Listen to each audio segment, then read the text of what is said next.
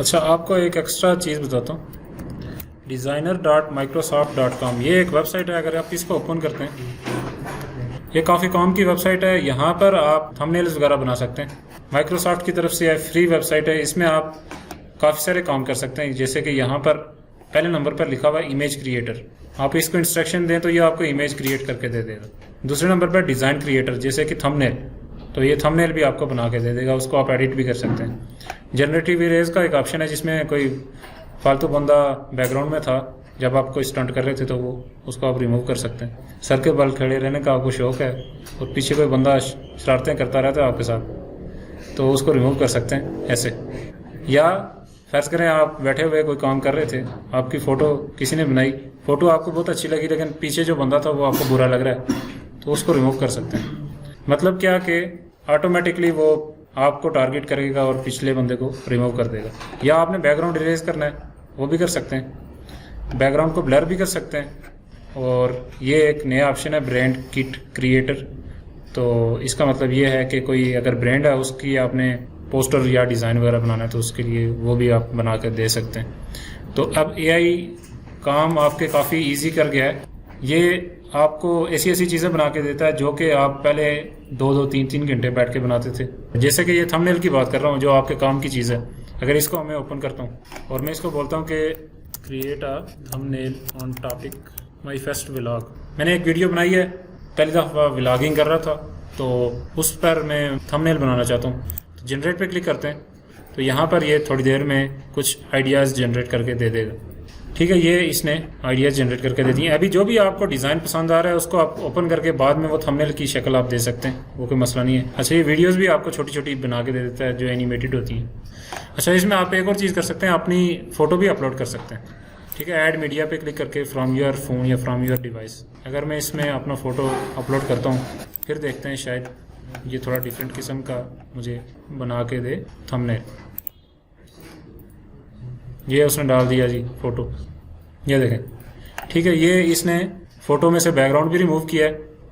देखें, मेरे फ़ोटो में बैकग्राउंड भी था, उसने खुद ब खुद वो बैकग्राउंड रिमूव किया और वो चीज़ें डिज़ाइन बना के मुझे दे दिया। अगर मुझे इसमें से कोई डिज़ाइन पसंद आता है, उसको मैं खोल के, फर्ज करें ये वाला है, कस्टमाइज़ करके यहीं से डाउनलोड भी कर सकता हूँ, कस्टमाइज़ भी कर सकता हूँ। मतलब इसमें जो कुछ लिखा हुआ उसको मैं एडिट भी कर सकता हूँ। Join me on my YouTube journey, आगे यूट्यूब भी लिख लेता हूँ। ठीक है, इसको छोटा बड़ा करना चाहूँ वो भी कर सकता हूँ। इसका फॉन्ट भी चेंज कर सकता हूँ। सब चीज़ें यहाँ पे आप इजीली कर सकते हैं। अच्छा, एक और चीज़ कि थंबनेल जो होता है वो ऐसा नहीं होता 1:1, उसकी रेशो नहीं होती। ठीक है, थंबनेल जो होता है उसकी स्पेसिफिक हाइट और स्पेसिफिक विड्थ होती है। क्या होती है? क्या होती है? हाइट कितनी होती है?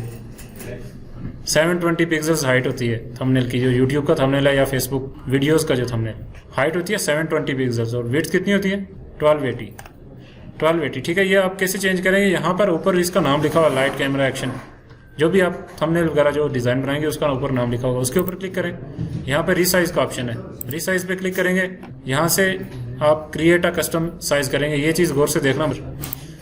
ठीक है, क्रिएट अ कस्टम साइज, यहाँ से मैं इसकी विड्थ चेंज करूँगा। विड्थ होती है जी 1280 और हाइट होती है 720 और कंटिन्यू कर देते हैं। तो ये थोड़ी देर में इसको रिसाइज करके मुझे देगा।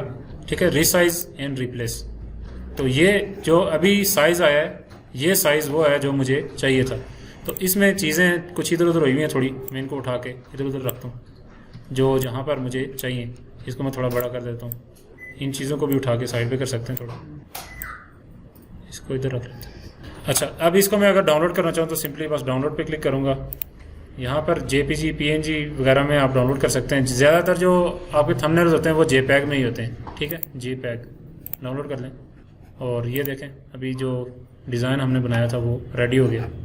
इसको मैं अपनी YouTube वीडियो के साथ या Facebook वीडियो के साथ अपलोड कर सकता हूँ। तो थंबनेल्स बनाना भी अब क्या हो गया है, ईजी हो गया। यहाँ पर आप बैनर्स वगैरह भी बना सकते हैं। मतलब अगर आपको डिज़ाइनिंग नहीं आती तो आप डिज़ाइनर भी बन सकते हैं, छोटा मोटा डिज़ाइनर, जो कि AI को यूज़ करता है। AI को यूज़ करना आना चाहिए, मेन चीज़ ये है। आजकल तकरीबन हर जो सॉफ्टवेयर हैं उनमें AI यूज़ हो रहा है। जो आप कैपकट अभी इस्तेमाल कर रहे थे उसमें भी AI यूज़ हो रहा है। पिछली क्लास में मैंने आपको बताया था ऑटो कैप्शन वाला जो ऑप्शन है वो, या फिर टेक्स्ट टू स्पीच वाला जो ऑप्शन है जिसमें वॉइस ओवर जनरेट करते हैं, वो एआई को ही यूज़ करके कर रहा है। तो designer.microsoft.com शायद आप इसको खोलें तो ये मांगेगा साइन इन या साइन अप का ऑप्शन। तो आप इसमें अकाउंट बनाएंगे, पहले साइन इन करेंगे, फिर यूज़ कर सकते हैं। कोई भी वेबसाइट ऐसी है जिसमें साइन इन या साइन अप मांग रहा है, जब तक आप उसमें अकाउंट नहीं बनाते उसमें से चीज़ें डाउनलोड नहीं कर सकते।